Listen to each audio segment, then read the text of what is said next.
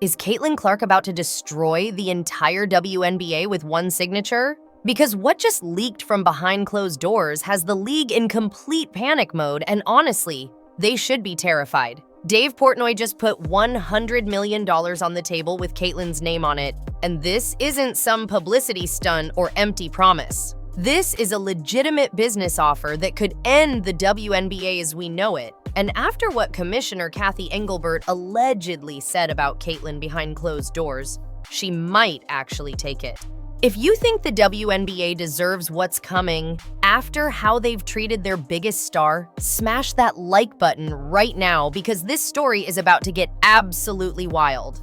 The offer Portnoy made isn't just about money, it's about respect, power, and giving Caitlin what she actually deserves instead of the scraps the league keeps throwing her way. Here's what nobody's talking about yet. Portnoy didn't just throw out a random number during some late-night podcast rant.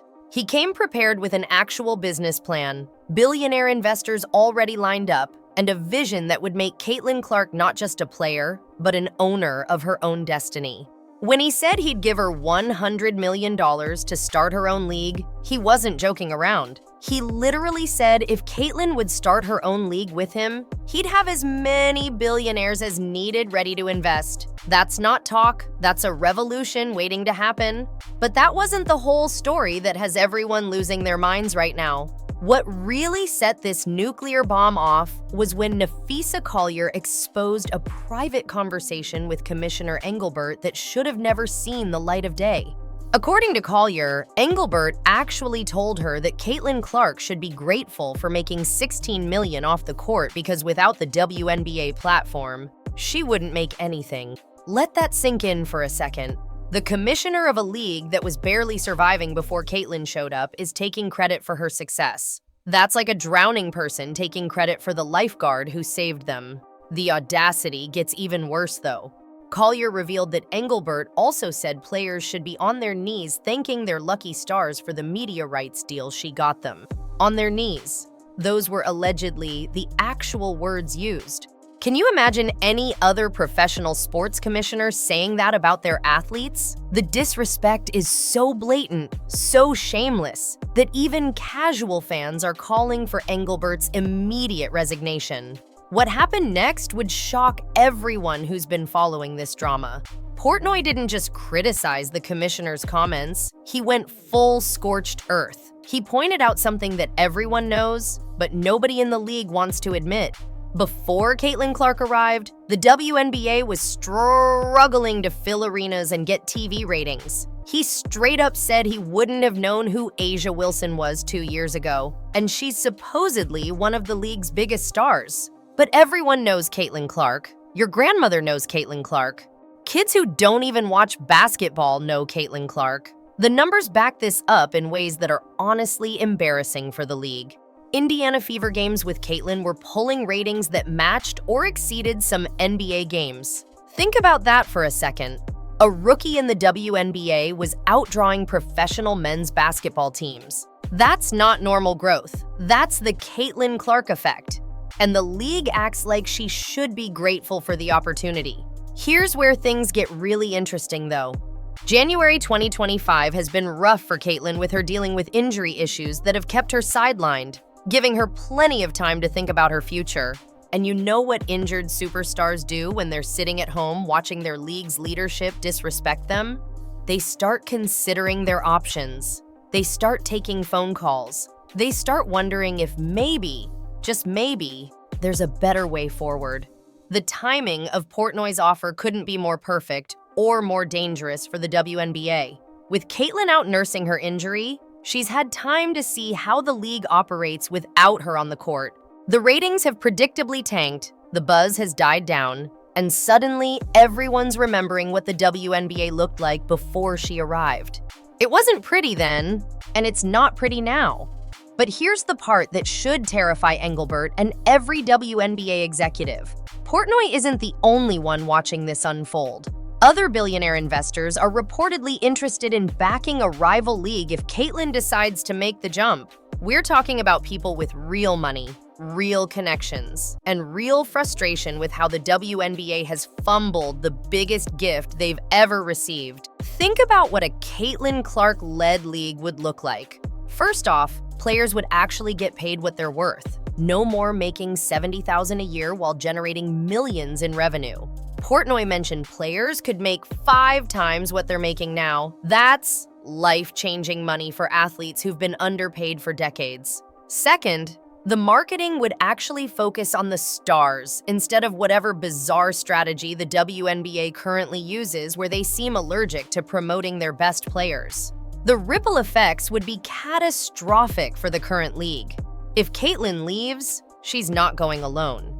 Angel Reese would probably follow because wherever Caitlin goes, the spotlight follows. Other young stars like Paige Buchers, who haven't even entered the league yet, might skip the WNBA entirely. Why would they sign up for disrespect and pennies when they could join Caitlin's league for real money and actual appreciation? What makes this even more explosive is that Sophie Cunningham, who just joined the Indiana Fever for 2025, has been openly supportive of players getting their worth. She's seen firsthand how the league treats its stars, and she's not afraid to speak up about it. Having someone like Sophie, who brings her own massive following and isn't afraid to challenge the status quo, in Caitlin's corner could be the push needed to make this rival league a reality. The WNBA's response to all of this has been predictably tone-deaf. Instead of addressing the concerns, instead of maybe apologizing for the disrespectful comments, they've gone silent. Radio silence while their biggest star contemplates walking away. It's like watching someone's house burn down while they pretend everything's fine.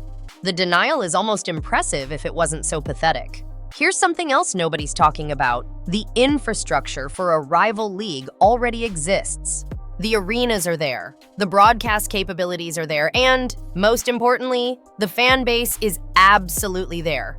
Caitlin Clark fans aren't WNBA fans, they're Caitlin Clark fans. They'll follow her wherever she goes, and that's a guarantee you can take to the bank. Portnoy even brought up how when Caitlin played in a celebrity golf tournament that wasn't supposed to be televised, fans demanded to see it so much that it ended up on TV. She hit someone with a golf ball and people still wanted to watch. That's not normal star power, that's transcendent appeal that comes along once in a generation. The financial math here is actually pretty simple. The WNBA's current media deal is worth about $60 million per year. Sounds decent until you realize that's split between 12 teams and hundreds of players. Now imagine a streamlined league with 8 teams, better revenue sharing, and Caitlin Clark as the face. That league could command similar or better numbers with fewer mouths to feed. Players could literally make 5 to 10 times their current salaries. But wait, it gets even better for potential investors. A new league wouldn't be bound by the WNBA's archaic rules and structures. They could innovate, experiment, and actually listen to what fans want. Shorter season? Done. Better playoff format? Absolutely. Actually marketing the players as individuals with personalities instead of just jersey numbers? Revolutionary concept, apparently. The precedent for this kind of league disruption exists too. Remember when the ABA challenged the NBA? Or when the AFL took on the NFL? Those leagues forced massive changes and eventually led to mergers that benefited everyone, especially the players.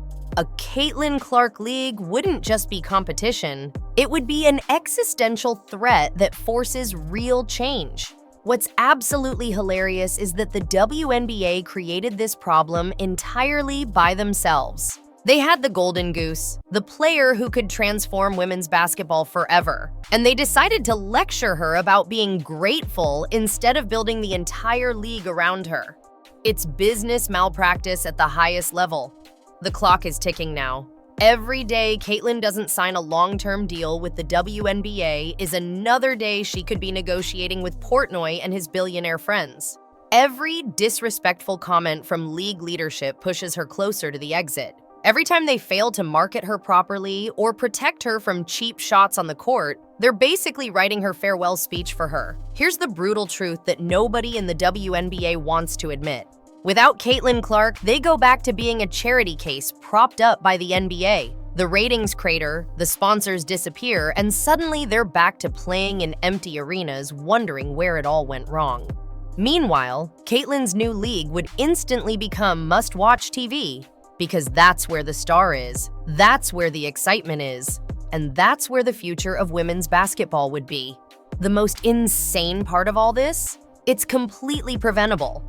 All the WNBA has to do is show some respect, pay their stars appropriately, and stop acting like they're doing players a favor by letting them play. But based on Engelbert's alleged comments and the league's track record, they'd rather sink the ship than admit they were wrong. If you think it's time for Caitlin to take that $100 million and start fresh, drop a comment below because this might be the last chance to save women's basketball from itself. The revolution isn't coming, it's here, and it's got a 9-figure check with Caitlin Clark's name on it.